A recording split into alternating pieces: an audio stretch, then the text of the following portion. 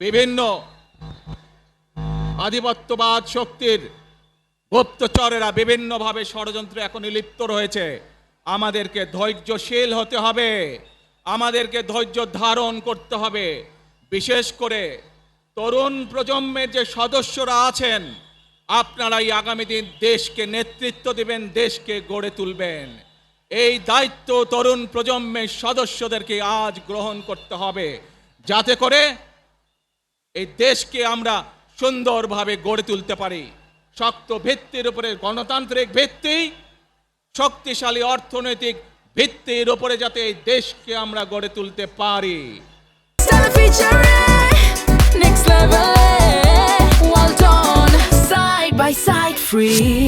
আমার সাথে আজকে মঞ্চে এখানে বহু জাতীয় নেতৃবৃন্দ বসে আছেন। আসুন আজকে আমরা দুহাত তুলে আল্লাহর দরবারে দোয়া করে আল্লাহর রহমত আমরা চাই।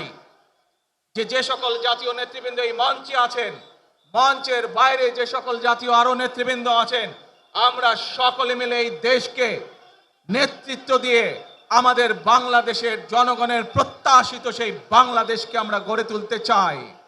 আমাদেরকে যে কোনো মূল্যে আমাদেরকে এই দেশের শান্তি শৃঙ্খলা রক্ষা করতে হবে।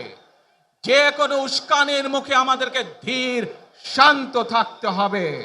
প্রিয় ভাই বোনেরা, আমরা দেশের শান্তি চাই, আমরা দেশের শান্তি চাই, আমরা দেশের শান্তি চাই।